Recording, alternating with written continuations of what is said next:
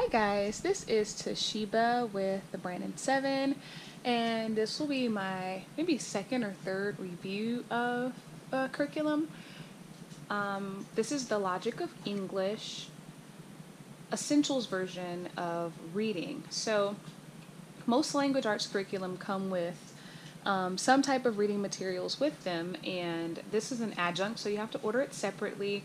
I'm not sure what the price, I think I have it over here. Let's see what the price is. But I bought it along with the entire program when I originally purchased it, and I want to say it was like $38. So, you know, I just tagged it along with the rest of the things that I was ordering because my son came from using Abeka language arts to we switched over to Logic of English midway during the year. And so I was very nervous about doing that, but I have another video up about that if you want to hear about that experience. So Logic of English is what we ordered, and here is the thing that came with it. So I'll give you a quick preview if I can find the price of it. And I don't see it. Okay, hold on a second. So here it is. You can see that it's kind of white. So at the bottom you'll see Essentials Reader is $22. The teacher guide was $20, and the student activity book was $12. But I believe if you buy it like in a set, then there's like I don't know why $38 is sticking out for me. So I think there's like a deal if you buy it all together with everything. So anyway, I'll just give you a quick review of it and how we use it. I'm gonna say Abeka's readings for 4th grade at the beginning were a little bit, they're very history oriented and patriotic oriented, which is fine. My son really loves history and science, but he found the stories to be boring. He's not into their type of historical fiction, if that makes sense. So a lot of the readings had to do with historical fiction or actual nonfiction with history, but it was too much. So anyway, here are the readers. What I like about the Essentials Reader, this is what my son's in 4th grade, and this is what it looks like. So I'll give you a quick view. Let's see if I can get it in the camera so you can see it better. So as you can see, the table of contents, and so with each lesson corresponds, it doesn't necessarily correspond with the lesson that you're learning in the Logic of English lessons. So the 10 quips was not the same thing that we talked about in the first one, although we did do qua sound in the first week. That I'm not saying that there's huge continuity, but there's a little bit. Here's what lesson 1 looks like. I'm terrible at the camera. Remember, I'm new at this. Sorry. So this is what quips looked like, and so as you see what's in lesson 1, the students will pre-read this. And so I got the idea to do this from somebody on the Logic of English Facebook page had asked about it, and so I just kind of gave her a little 5-minute view of how we use it. So this is pre-reading. So when that's done, I don't know, you might want to take a pause and zoom in on that. So with his lesson, and we didn't do this, I didn't know this was there during the first week. I was really overwhelmed, so he did not do it. But usually, if you can see, he will be marking, I'll put the staple on here. So he'll be marking his 2-letter phonemes. Oh, he did try. I just couldn't tell, and what makes the sound. And so that was all that was required, I guess, during week 1. He kind of didn't understand, and I didn't realize where he got it from. So if you can see that, where he actually did mark under quips, you can barely tell. But he did do the cursive portion, and we don't have like the rhythm of handwriting. This is the only cursive that we use because I'm not sure what this is. I'm not very well versed in the cursive language. I don't know if it's Danelian, but this is not the cursive that we prefer, and because it's kind of like copy work, he just copied it like it was, but he was really uncomfortable because this is not the way we do. We actually used Abeka before this, so I didn't worry about that too much. But the pre-reading is what we did first. He did this after the pre-reading. And they also have the manuscript version, so you can see, so it's both. So I hear a lot of people that have Logic of English and you have to order either cursive or manuscript. The good thing about this reading program is that the copywork is really short, and in the beginning anyway, and then there is manuscript and there is cursive. And then here are the 10 quips word list. I didn't see a whole bunch of these, but it's a word list about what this poem is, or this reading is going to be about. And so in the teacher's guide, you'll see lesson 1. It tells us exactly what to say. So here it'll give you notes. Reading each quip accurately requires careful attention to each phonogram.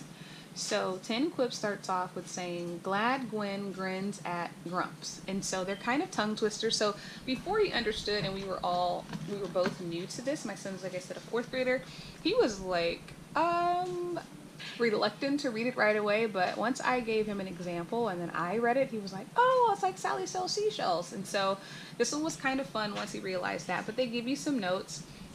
And so many students who have learned to read by using sight words will struggle with these sentences because they will guess at words rather than focus on the sounds represented by each phonogram. Some students may benefit by covering each word with an index card, then revealing each phonogram within the word one by one. This will help students to refocus their attention on how the sounds work together to form words. And so this was my son at first. He was very reluctant to respond, and he was, just a little bit slower paced because we had gone from one curriculum to another, and so he was a little apprehensive. And so anyway, when he read them, I like that this was lesson 1. We didn't do lesson 1 week 1 because I just thought it was too much for him that week. I think we did it towards the end of the week, actually, if I can remember. We're on week 10 now, so I kind of don't remember. So Brad blends pink blobs best. So they are kind of challenging. So they had him read it slowly, and then anyway, the pre-reading here, these are the words, and then they mark them, and I guess they didn't have many to mark. I'm just used to the other one. And so the sounds that they worked on was the ends of the letter S, that also says the Z sound. And then here is where the rubber meets the road. And so on this portion, they have paraphrase. Ask the students to explain the meaning of each quip after they read it. So I let him read it all through first. So he read all of this right here. Hope this is not confusing, but he read all of the stuff in green first. And then I read this to him. So this was post-reading, and I asked him to read them again because I wanted him to have clarification of what he thought those things meant. And when, I asked him, glad Gwen grips at grumps, my son started asking, well, who is Gwen? He gets a little squirrely, and he is slightly dyslexic, so he knew what grins meant. And so we kind of took this one really slow. It was fun, and at grumps, and he thought grumpy people, I think, is what he remembered. And then at the end, there's some more questions to pick a few sentences and practice saying them really fast 5 times in a row. He really enjoyed that. Which sentence did he like the most? And so he picked the stink one.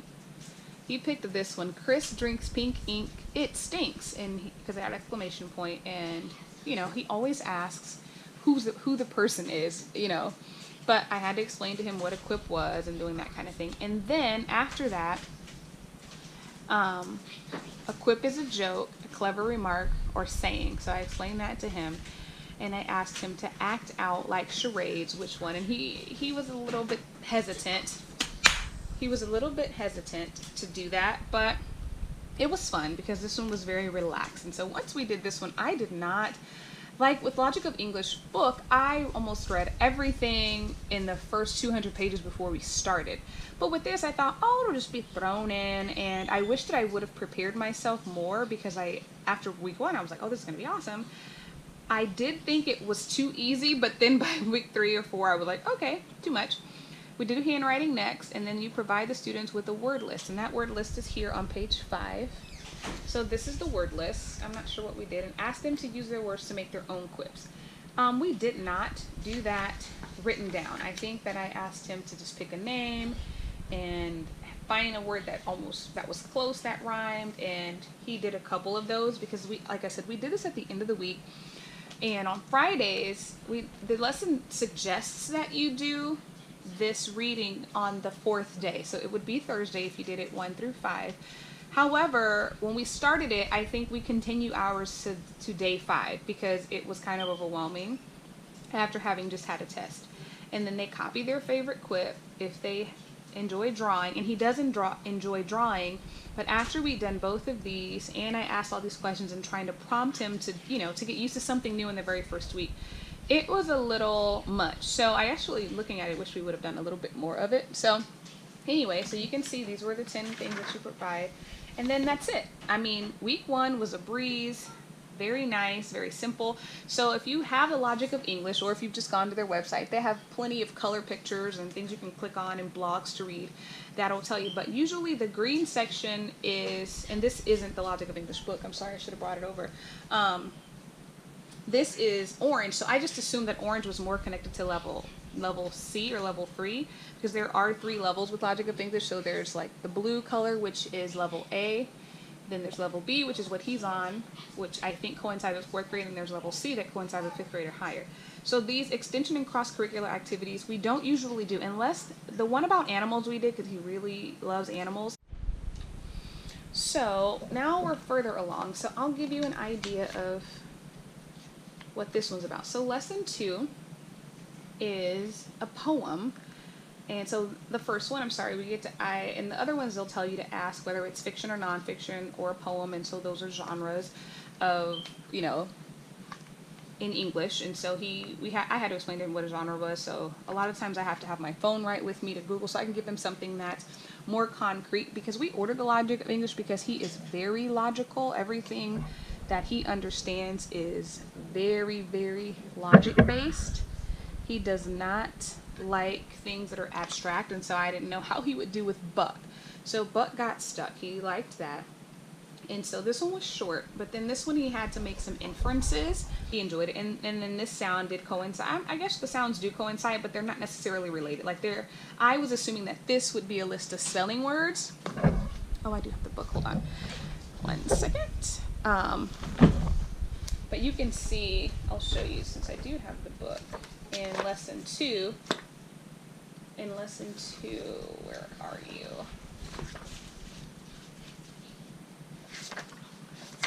Bear with me a moment.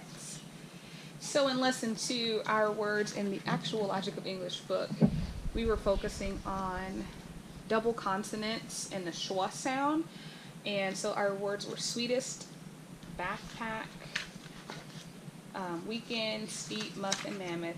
I'm sorry if I'm rambling on. But anyway, but then you can see that the TH sound, we had one TH word which was thick.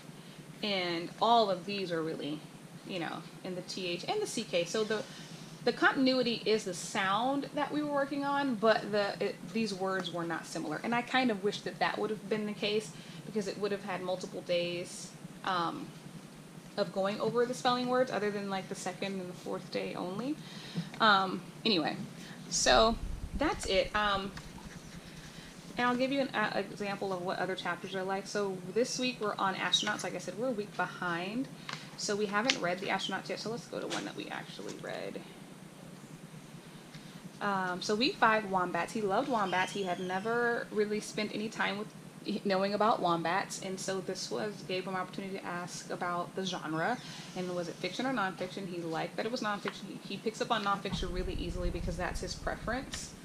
The next one was on, oh, he really loved this one, was footnet, and my son is a really star athlete, so that there was a sport or sports that he'd never heard of. He really loved learning about footnet, which he thought it said funnet for the longest, and so did I.